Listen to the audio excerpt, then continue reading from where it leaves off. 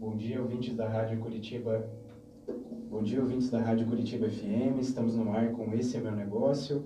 Hoje na companhia de Tainã Monteiro. Bom dia, Tainã. Bom dia, Bruno. Tudo bem? Maravilha. Muito obrigado por ter aceito o nosso convite. É uma honra te receber aqui. Tainã, eu queria começar entendendo um pouquinho do teu negócio. Você me falou, hoje está aqui com a empresa MobiMais, né?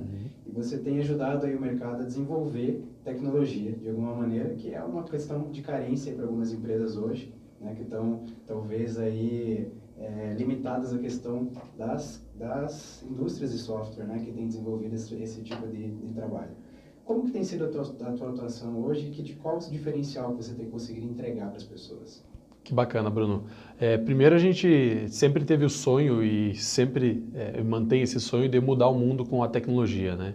Então, a gente percebeu que a gente tem uma carência muito grande de inovação aqui no Brasil e é por isso que hoje a gente ajuda as empresas a realmente construir tecnologia. Então, a gente identificou as principais falhas ou principais empecilhos para lançar uma tecnologia aqui no Brasil e a gente nos últimos 4 anos construiu um método que vem ajudando as empresas a realmente construir tecnologia de relevância. Então a gente diz que mudar o mundo é tecnologia mais inteligência e o nosso método oferece essa inteligência, ajuda as empresas a construir uma tecnologia que vai realmente trazer resultado, tanto para ela como empresa, quanto para a gente na sociedade, a gente também se beneficia disso. Com certeza. Como que é a questão das empresas que chegam até vocês hoje? Elas estão já com uma ideia preconcebida? Elas têm um entendimento desse processo? Ou elas estão um pouco mais perdidas nessa questão? Legal. A gente está percebendo que o nível de maturidade das empresas do Brasil está subindo. Então, a gente fica bastante feliz com isso. E as empresas começam a olhar para processos, para problemas internos ou para possíveis oportunidades e elas entendem que a tecnologia pode ajudá-las. Então elas começam a ver ou concorrentes ou benchmarks externos e começam a entender que sim, a tecnologia pode ajudar elas a gerar mais resultado, a trazer, que a gente fala saving, né? A trazer economia de recursos ou trazer mais recursos, aumentar o faturamento, né? Então as empresas chegam para a gente geralmente com um problema. Então a gente tem, por exemplo, um case nosso, uma fábrica de móveis. Então você pode estar pensando, o que tem a ver tecnologia com uma fábrica de móveis? A gente fala tudo. A tecnologia ela pode ajudar, inclusive, uma fábrica de móveis a melhorar seus processos. Então a empresa chega para a gente um tanto quanto perdida, ela fala, queremos construir um aplicativo. Só que a empresa, Bruno, ela não sabe, dado o nível, como ela nunca criou tecnologia, ela não sabe algumas coisas que a gente pode dizer que são básicas, que é justamente o que a gente vai guiar ela. Como, por exemplo, já aproveitando, já dando uma dica, né, se tem algum ouvinte de alguma empresa, quando você vai construir um projeto, você tem que ter métricas definidas para esse projeto, você tem que ter um objetivo. Você comentou com a gente, você também trabalha com essa área de coach, né? Muito parecido com isso. Você precisa ter um alvo, uma meta, para saber onde você quer chegar. Em tecnologia é a mesma coisa. Então, por exemplo, na hora que você vai construir um aplicativo para uma fábrica de móveis, você precisa entender qual que é o teu objetivo. E muitas vezes a empresa não tem isso claro, justamente por não ter essa experiência. Então, o primeiro passo aí é deixar claro, nosso objetivo é aumentar o engajamento dos vendedores do nosso processo de vendas. Beleza, você já tem um objetivo e aí a gente vai desmembrar esse objetivo em metas e aí trabalhar e construir uma tecnologia que vá atingir essa meta. Então, a gente fala que tecnologia para a gente significa gerar resultado. Você só gera resultado se você souber o que você quer gerar. Então, quando as empresas chegam um pouco perdidas, parte desse processo é justamente materializar esse projeto, é o que lá a gente chama de caminho da solução. O primeiro passo para uma empresa é ela entender, o meu projeto é esse, o caminho é esse, o investimento que eu vou ter que fazer é esse e o retorno que esse investimento vai me dar é aproximadamente esse. Então, o primeiro ponto é isso, é colocar o caminho da solução para que a empresa entenda o que ela vai fazer, o que ela vai trilhar. E a gente entende que assim, mais empresas vão poder ter a segurança de realmente construir seja um aplicativo, seja um software, seja um sistema, seja até contratar softwares que já existem. A gente entende que tendo esse caminho definido, a inovação ela fica muito mais fácil e muito mais madura no nosso país. Certo. Pegando esse gancho que você está falando da questão das empresas que chegam talvez um pouco perdidas, isso me remete para uma questão que a gente estava falando nos bastidores, sobre como algumas empresas hoje têm descartado algumas tentativas, né? Então, elas têm produzido esses softwares, pensando aí numa questão inicial, que ela acredita que poderia resolver o problema dela, na prática acaba não conseguindo, né, e ela parte para uma outra situação e às vezes até ela pode ter um segundo, um terceiro, um quarto erro até realmente chegar nessa questão. O trabalho de vocês hoje ele tem sido um pouquinho mais aprofundado, pelo que eu senti. Então, como que é essa questão hoje para vocês? Quando vocês chegam na empresa, vocês tentam fazer um aprofundamento maior, conhecer de fato a necessidade do cliente para poder desenvolver algo mais assertivo? Sim, sim. O que a gente percebe, assim, aquilo que a gente falou, olhando para o Brasil, começando a criar tecnologia, a gente percebe que é natural que as empresas tentem e errem, né? Quando você não tem muita informação.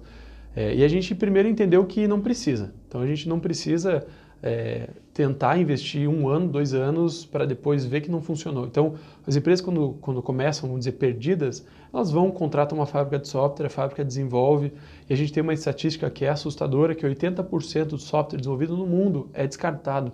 Por quê? Porque você constrói algo baseado num achismo. Então, eu acho que a minha solução é essa, você constrói e aí investe, pode ser de 100 mil, 200 mil, seja 10 mil reais, não importa o investimento, né? Importa que você está perdendo tempo ali. Você investe isso e aí você coloca no mercado, coloca na mão, vamos dizer, dos seus funcionários ou da tua equipe, percebe que o software não está sendo utilizado. E aí você vai fazer um mergulho e vai entender que você não aplicou o processo correto. Então, primeiro que a gente percebeu é isso, né? Na tentativa e erro, o que a gente fala dentro da empresa é que você pode fazer um furo numa parede com uma chave de fenda e um martelo, ou você pode buscar uma ferramenta que faça isso, pegar uma furadeira e em 5 minutos você faz um furo. Dos dois jeitos você fura. De um jeito o furo é muito melhor, é muito mais rápido. A gente entende que a empresa ela precisa furar a parede com uma furadeira, com uma ferramenta especializada. Então esse é o ponto. Sobre a profundidade, eu acho que a nossa questão, o nosso grande diferencial é que a gente não olha somente para a tecnologia. A gente olha para o resultado que a tecnologia tem que trazer. Então, o nosso processo e toda a nossa metodologia, ela é uma mistura entre a parte estratégica e a parte operacional. O que seria a parte operacional? Seria a parte da fábrica de software, fabricar, operacionalizar. E a parte estratégica, é isso que eu comentei, é realmente entender qual que é o objetivo do projeto, mergulhar nisso, segundo esse frame que a gente tem, esse framework que a gente fala, de projetos que já deram certo, de benchmarks externos que a gente traz para o Brasil. Então a questão nossa ali é para onde a gente está olhando. Então a gente está olhando para a tecnologia com o resultado que ela precisa trazer e não para a parte técnica da tecnologia. Ela é importante também, ela é fundamental, mas a gente entende que a parte técnica só tem algum sentido se a gente olhar para a parte estratégica, se a gente olhar para, no caso da fábrica de móveis, qual que é o real problema a ser resolvido. E aí, depois que a gente identifica qual é o real problema, aí sim a gente vai para a parte mais operacional, que é a parte da construção, a parte técnica. E aqui a gente vai falar de tecnologias e qual vai ser a tecnologia. Até aí, não faz nem sentido a gente pensar em tecnologia, porque você não entendeu claramente qual é o problema, o que você quer atingir.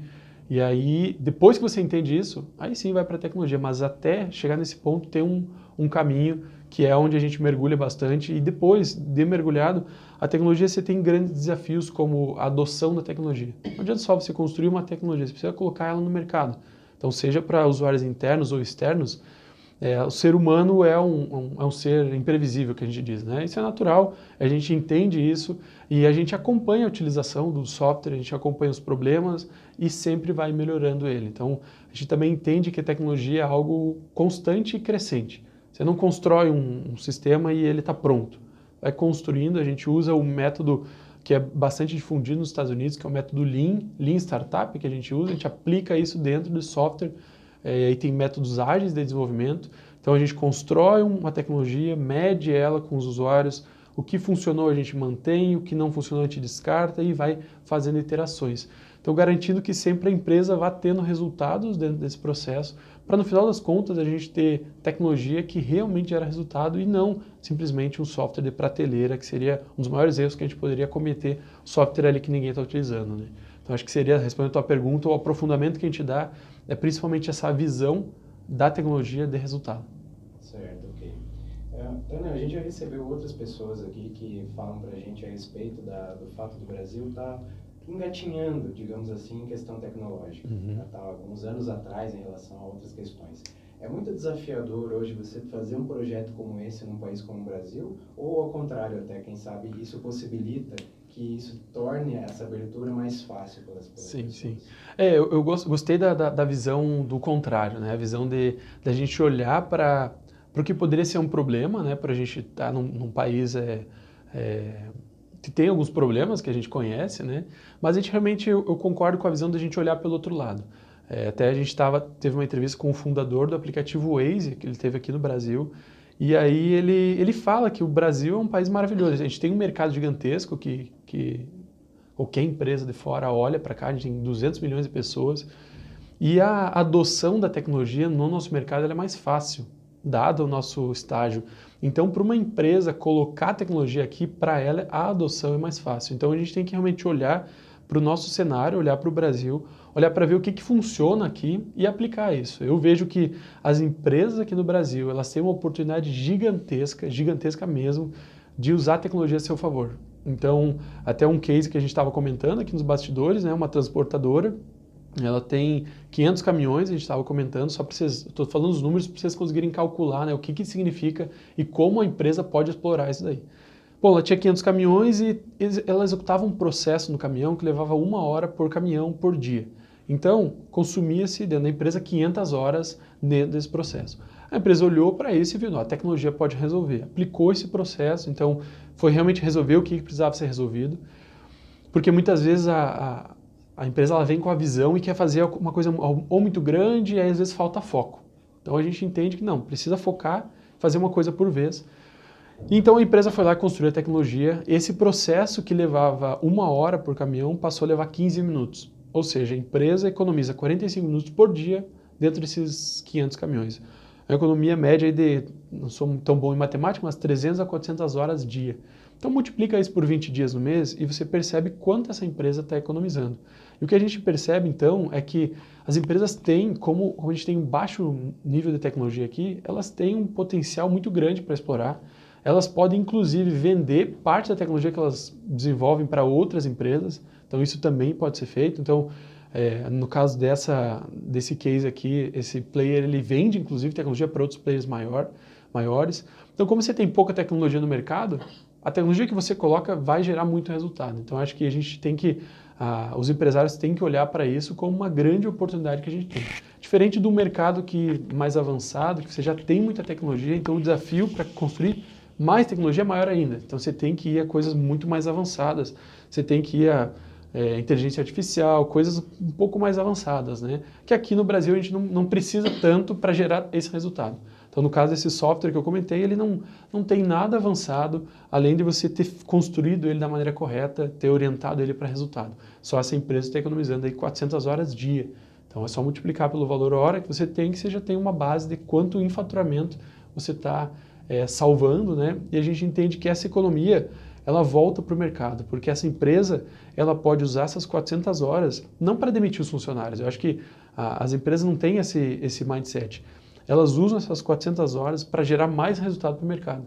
Ou seja, elas vão conseguir aumentar o faturamento delas. E para as pessoas que trabalham ali, naturalmente, elas vão, a longo prazo, ganhar mais. As pessoas ao redor também vão ganhar mais. E a gente vai tirar o Brasil de um cenário atual para um país que a gente fala, um país de primeiro mundo, com a tecnologia. A tecnologia é uma das ferramentas que a gente tem para nos ajudar. Então a gente tem países como Israel, que é um país em guerra, um país pequeno, um país com poucos recursos, que é um dos maiores, mais constrói em tecnologia no mundo. A gente vê um país, Brasil, deste tamanho, a gente tem muito potencial. Gente boa a gente tem, gente com energia a gente tem. Então, a questão que a gente enxerga é realmente fazer do jeito certo. É só o que o Brasil precisa, construir em cima de um caminho correto. E aí a gente vai ter aí nos próximos 10 anos um país referência no mundo em tecnologia. Certo, maravilha. A tua atuação hoje, ela é com empresas de vários segmentos, vários portos, ou é uma atuação focada? Como que é?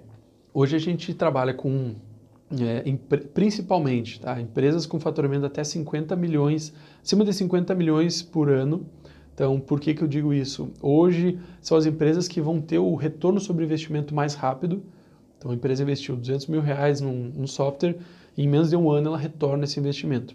Então, empresas nessa faixa de faturamento conseguem ter o retorno muito mais rápido. Significa que as outras com menos faturamento não consigam? Não, não significa. Existem caminhos para essas empresas, a gente também ajuda essas empresas.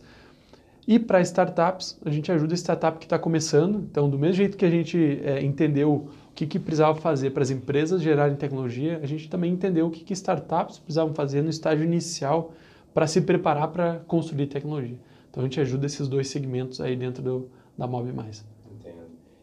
Eu achei interessante você falar na questão da startup, porque muitas vezes você está falando realmente com alguém que está começando a vida empreendedora dela naquele momento. Uhum. E talvez para ela um erro seja fatal, Uhum. porque eventualmente se ela não escolher o caminho certo naquele momento, ela pode ter a decisão de realmente ter o negócio dela ou não. Uhum. Qual é o sentimento de vocês em poder viabilizar alguns negócios através do trabalho que vocês fazem, uma vez que ela tendo essa postura assertiva em procurar, de fato, alguém que pode assessorar ela nesse sentido, ela tem realmente as condições de poder, de fato, poder fazer essa atuação que ela deseja. Ótimo, eu acho que bem bacana o que você comentou, né?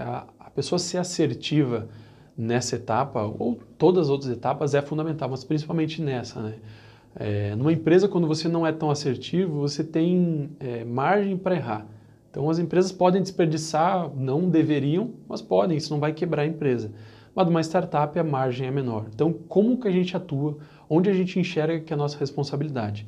A gente olhou, e aí é o que a gente estava conversando nos bastidores, outros mercados, então a gente vai a mercados mais maduros para aprender um pouco com eles e também para ensinar, porque a gente tem muito a ensinar aqui também no Brasil. Bom, a gente percebeu que as startups que começavam, elas começavam perdidas também. Então elas não tinham um caminho, elas tinham muitas ferramentas e ficavam sem saber o que aplicar. Então hoje você tem N ferramentas. Se você digitar na internet, você vai ver N ferramentas, métodos e muitas coisas. A gente percebeu que não era preciso aplicar tudo. Para você construir uma startup de tecnologia, existe também as coisas essenciais. Então, o que a gente faz com as startups? A gente passa esse caminho, a gente mostra quais são as coisas essenciais que a gente fez quando a gente construiu tecnologia. Porque a gente também tem produtos nossos e a gente aplica essa mesma metodologia nos nossos produtos. Então, dá este caminho, até um cliente no nosso site, ele fala, estreita essas possibilidades e faz com que a startup que está começando consiga focar. Então, coisas que a gente faz com startup, que também já aproveita para uma dica para quem está começando um projeto. Está começando um projeto, a primeira coisa de startup, a gente diz que ela tem que focar no propósito. Por que ela está fazendo esse projeto? Isso é uma das partes fundamentais, porque na hora que você tem propósito, no primeiro problema que der, você vai olhar para o propósito e vai ralar e vai conseguir passar por cima, né? Então esse é um dos primeiros pontos. Um outro ponto também para chamar atenção aqui é na métrica. Então, tá bom, o que você quer com esse projeto? Eu quero ter 100 mil usuários, eu quero ter 10 mil, pode ser mais abstrato, quero ter 10 mil sorrisos. Aí você vai descobrir depois como vai medir isso daí. Ter essas métricas, e aí um terceiro ponto para colocar aqui é você conseguir estimar o teu retorno sobre o investimento. Muita gente começa a construir aplicativo hoje no Brasil, startup, falando agora só de startup, sem saber quanto vai investir, mas principalmente sem saber quanto que vai ter de retorno sobre esse investimento. Hoje, com a informação que a gente tem, a gente no Move Mais, a gente consegue estimar qual vai ser o custo de aquisição do usuário. Então, essa é uma das métricas que a gente tem, porque quando você tem um aplicativo, alguém precisa baixar esse aplicativo e virar possivelmente um cliente teu ali dentro do aplicativo. Então, qual é o custo para essa pessoa fazer isso? E aí entra um custo de marketing, principalmente. Depois disso, a gente tem estatísticas que vão ter que conseguir dizer qual que é o retorno financeiro que esse usuário vai ter dado dentro do teu aplicativo, que a gente chama de lifetime value, ou seja, o tempo que ele passar usando o teu aplicativo, quanto de dinheiro ele vai ter retornar. E aí, no final das contas, a gente consegue fazer o cálculo de retorno sobre o investimento.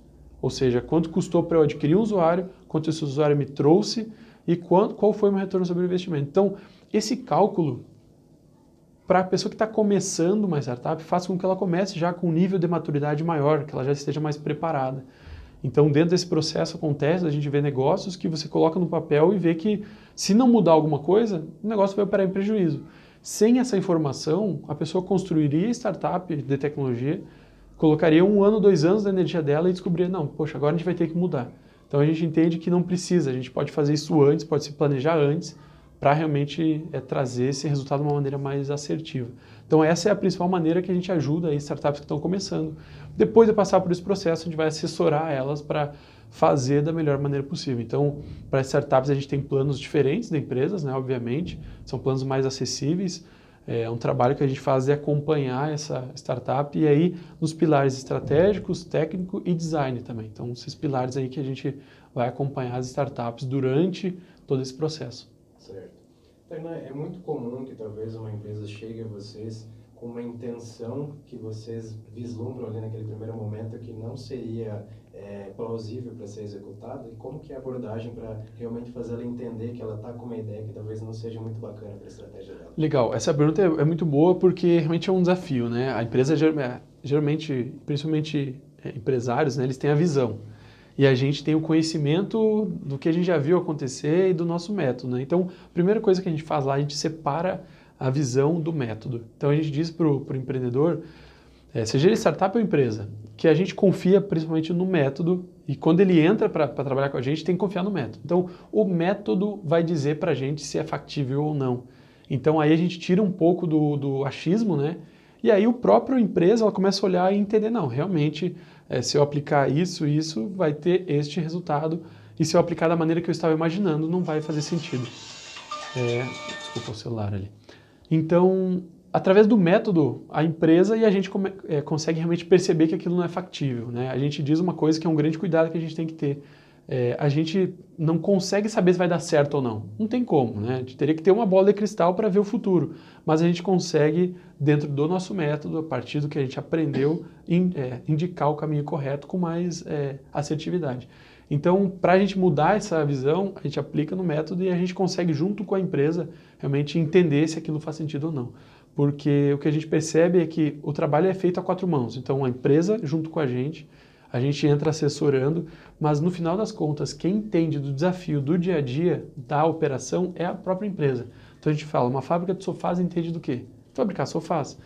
E aí a gente mistura essas duas coisas, a tecnologia com o entendimento dele, e aí sim sai a tecnologia com relevância. Aplicamos esse método e aí a gente chega a soluções que realmente fazem sentido, e não soluções, vamos dizer, mirabolantes, que uma ideia, não. A gente vai partir para o método para realmente chegar no resultado que dê realmente resultado. A gente tem uma história que a gente conta de uma empresa que instalava equipamentos em poste de energia elétrica. E aí o dono da empresa, participando do projeto, chegou na época e falou, não, quero que faça assim, coloque uma câmera assim, porque ele tinha visto um outro aplicativo. E a gente construiu um protótipo para ele, e aí na hora que a gente chamou o chefe dos instaladores de campo, ele olhou para o protótipo e falou, protótipo sem a parte do software, né? Então, antes de ir para a fábrica de software. E ele olhou e falou, não, isso aí não vai funcionar, vocês estão malucos. Aí o dono da empresa se fechou um pouco e falou, como assim, cara? Pô, é minha ideia, né? E ele falou, não, gente, do jeito que vocês fizeram, a pessoa vai ter que subir 5 metros de altura, apontar o celular, colocar informação ou descer. Não faz sentido, ninguém vai ficar fazendo isso, custa muito para a gente fazer, é uma questão de segurança e uma série de questões. E ali o dono da empresa entendeu que realmente precisa aplicar um processo que a gente fala de design de resultados para que você não vá desenvolver essa solução e depois descobrir. Então imagina que ele tivesse treinado todos os instaladores de campo, colocado na prática, investido 500 horas de treinamento e aí o negócio não funciona. Então a gente percebe como é importante usar o método para que você construa a tecnologia que vá ser realmente utilizada.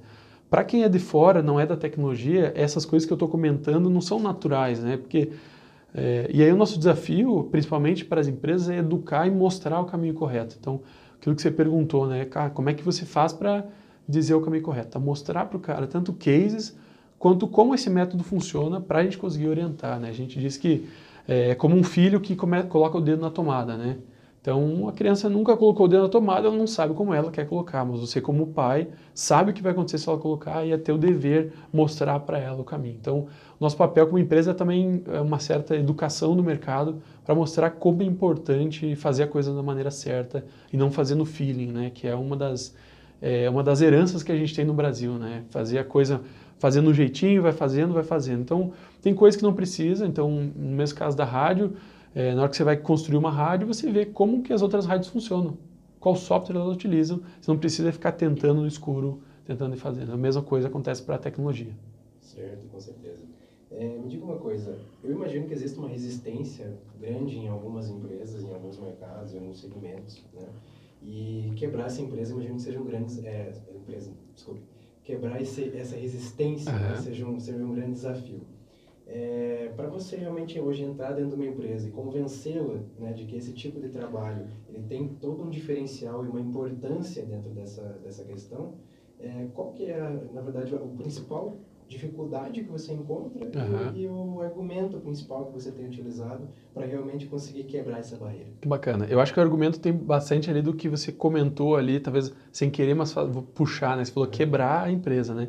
A gente fala que para a empresa, olhando para as empresas que a gente conhece aqui no Brasil, é como se os donos das empresas estivessem num restaurante, um restaurante muito fino, um restaurante muito chique, tomando um vinho muito caro.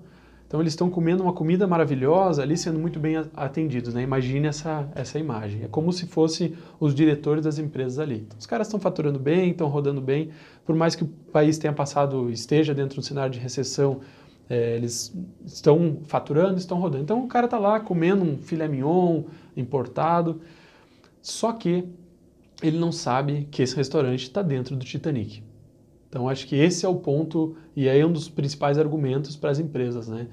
No momento que você se acomoda e você não constrói tecnologia, você está almoçando, comendo bem dentro do Titanic. Então, precisa ter alguém de fora, alguém que entende dessa área, para dizer que este é o Titanic, para dizer qual é o caminho de fuga do Titanic, para dizer o que ser feito. Então, é assim que a gente enxerga esse desafio com tecnologia. Sim, às vezes as empresas parece que está tudo bem, mas olhando para um cenário onde é só você pensar nas cooperativas de táxi, antes de ter surgido o EasyTaxi, ou antes de ter surgido o Uber. Elas estavam lá, um táxi valia muito dinheiro, um taxista ganhava um bom salário, e aí elas acomodadas, né, deixaram que viesse um concorrente, superasse eles, e hoje os táxis têm um movimento, acho que 70% menor do que antes. Então é o mesmo cenário, e não pode deixar que aconteça isso com a tua empresa. Porque tecnologia, as pessoas estão trazendo tecnologia. A gente diz que quem que deveria ter construído o EasyTaxi? As próprias cooperativas de táxi. Porque elas tinham os táxis, elas tinham os taxistas, elas tinham tudo para fazer isso acontecer.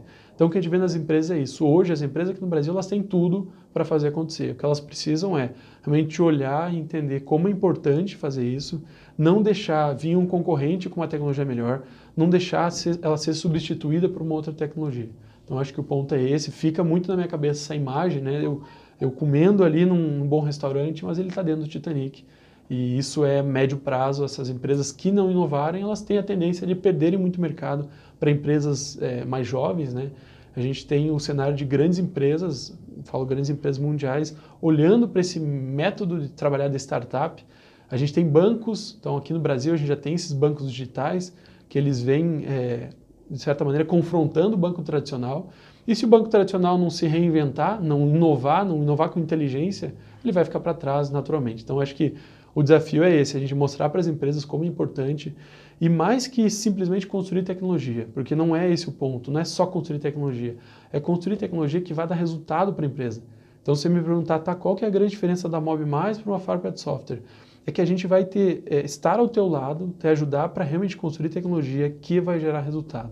É a maneira com que a gente gera resultado para o mundo, é vendo as empresas gerar resultado. Então, até comentei contigo, a gente está construindo agora vai lançar agora nesse mês, uma plataforma para que as empresas possam construir tecnologia dessa maneira, de uma maneira muito mais eficiente.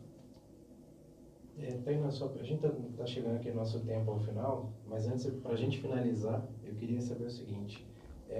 Você é uma pessoa bastante jovem, não sei se você se importa que eu pergunte sua idade. Não, jamais, pode ficar à vontade. Qual que é a sua idade? Antes de falar a idade, então eu vou contar uma historinha que eu sempre conto para as pessoas, né? Um dia perguntaram para o Steve Jobs como é que ele conseguia, aos 25 anos de idade, já respondendo a minha idade para ti, gerir uma empresa que na época valia milhões de dólares, né? Ele falou que ele percebeu que as empresas eram geridas através do folclore. Então, por que hoje a gente faz isso? Porque ontem foi feito e anteontem foi feito. Então ele falou que, e em inglês ele fala, it's not a big deal. Não era muito difícil para ele com os 25 anos fazer isso, porque ele simplesmente precisava olhar para o que realmente precisava ser feito. Então, geralmente eu conto essa história para os empreendedores, empresários às vezes mais velhos, né, que olham para um jovem fazendo isso. E eu acho que a questão que a gente traz para as empresas é justamente isso, você, dentro da empresa, precisa fazer o que precisa ser feito. E aí depende da idade que a pessoa tem, mas principalmente esse mindset. Então a gente, jovem, está trazendo para as empresas esse novo mindset, isso está causando uma transformação gigantesca aí dentro das empresas. Com certeza.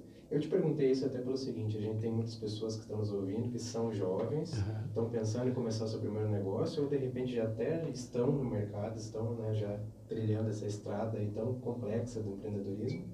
E sempre fica aquela questão, né? Porque quando você é muito jovem, é muito normal que existam muitas barreiras e muitas negativas para você. Você ainda não está preparado, você ainda não tem o know-how suficiente, ou enfim, várias coisas vão surgir realmente para ter essa questão de impedimento dessa situação. O que você diria para essas pessoas hoje, né? Sendo uma pessoa jovem, promissora, que já tem o seu negócio em andamento e tudo mais, para que elas pudessem se sentir mais motivadas ainda a começar? Eu acho que assim, na vida a gente tem que... Sempre vai ter desafio, se você tiver 50 anos, 40 anos, 30 anos vai ter desafio. Eu acho que o que me ajuda muito hoje é eu olhar para pessoas tão jovens, e aí quando eu comecei, acho que eu tinha 22 anos, e o que eu fazia? Eu olhava para as pessoas que com essa idade estavam tendo resultado. Então eu via empresas, CEOs de empresas que tinham 22 anos. E aí, aqui no Brasil, isso, lá fora também. Eu olhei e falei, tá, o que esse cara tem diferente? Será que ele é um cara mais inteligente? Fui olhar, não era. Será que ele tem alguma diferença de mim? Não tinha. O que esse cara fazia?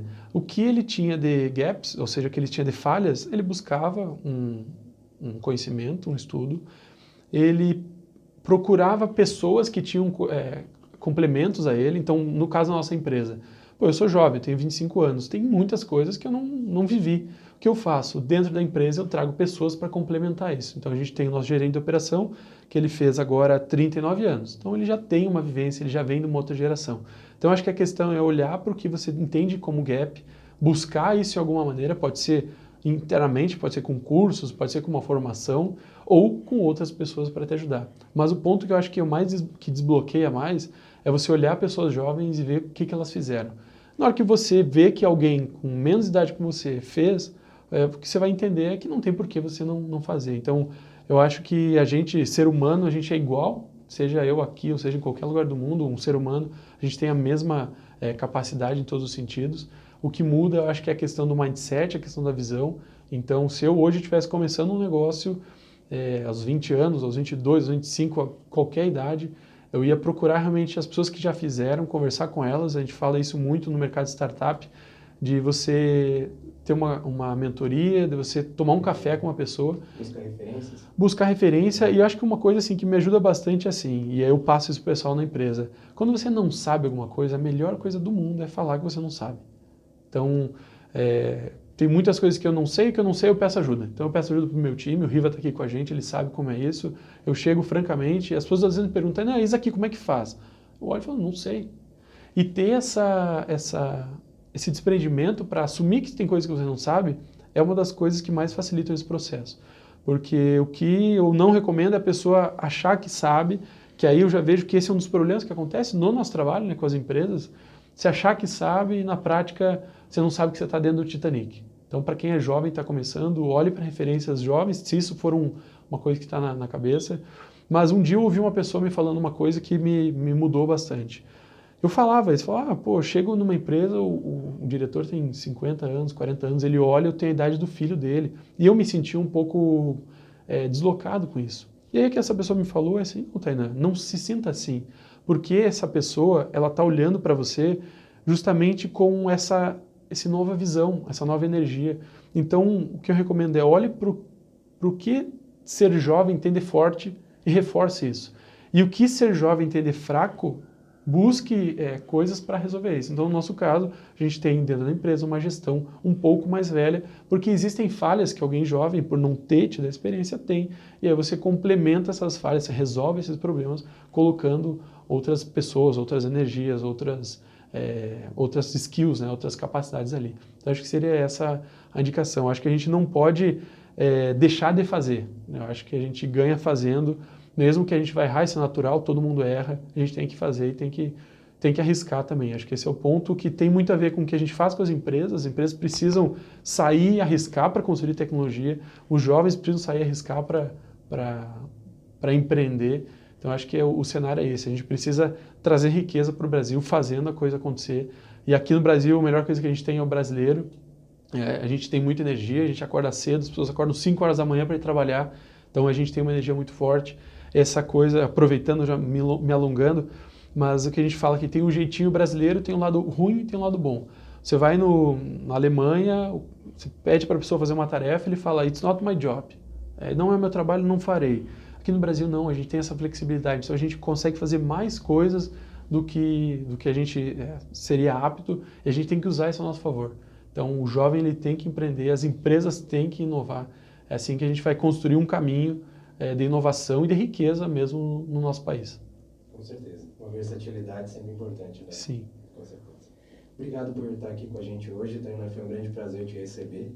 Tá? Eu queria deixar um canal aberto agora para você deixar seus contatos, seus telefones, suas mídias sociais, para quem eventualmente esteja nos ouvindo e esteja interessado no seu trabalho. Maravilha. Eu que agradeço, Bruno, pela oportunidade, por conversar. Eu gosto realmente de levar adiante o que a gente está fazendo e principalmente esse que a gente fala, esse mindset, essa maneira de pensar. Para quem quiser conhecer um pouco mais sobre a gente ou até conversar com a gente, o nosso site é mobimais, MOBIMAIS, né? mobimais, tudo escrito.com.br. Você nos encontra no Google, no Facebook e outras plataformas. O nosso telefone para contato é 3114 1510, 041 3114 1510. E a gente está à disposição para qualquer dúvida, qualquer pessoa que precisar ou empresa, para a gente realmente conversar. A gente tem um time bastante engajado e que gosta de ajudar, então a gente vê que isso é importante. Então, mesmo que você não tenha um projeto, a gente está realmente aberto para conversar e para ajudar no que for necessário dentro do que a gente conhece, né, dentro do que a gente sabe. Agradeço bastante a oportunidade e meus votos são que você espalhe o empreendedorismo aí com o teu programa. O que a gente puder realmente contribuir, a gente também está à disposição. De ver que é importante isso. Eu particularmente gosto muito de gente que quer fazer acontecer. Então, para mim não importa se o cara tiver 15 anos, se tiver 60 anos, mas quiser fazer acontecer, quiser trazer uma mudança positiva, eu acho que é isso que a gente tem que fazer acontecer. Quem quiser me encontrar também no LinkedIn é Tainan Monteiro, então pode digitar aplicativos Curitiba, talvez eu apareça lá, a gente faz um trabalho de SEO no LinkedIn também. Mas por fim, agradeço bastante a oportunidade, o tempo que a gente conversou, agradeço também quem está nos assistindo no nosso material que a gente gravou aqui, que a gente vai realmente divulgar isso até para contribuir para o projeto, né? Então eu agradeço bastante pela oportunidade também. Maravilha, a gente que agradece. Obrigado. Bom, se você não conseguiu pegar os contatos do Tainan, eles vão estar daqui a pouquinho na nossa página da rádio, @Rádio Curitiba FM. Vamos publicar uma foto agora da nossa entrevista, né? E os contatos deles estarão lá. Por hora, agradeço a sua audiência, a sua companhia e voltamos às 14 horas com outra entrevista. Esse foi o programa Esse é Meu Negócio. Eu sou Bruno Lima. Até a próxima.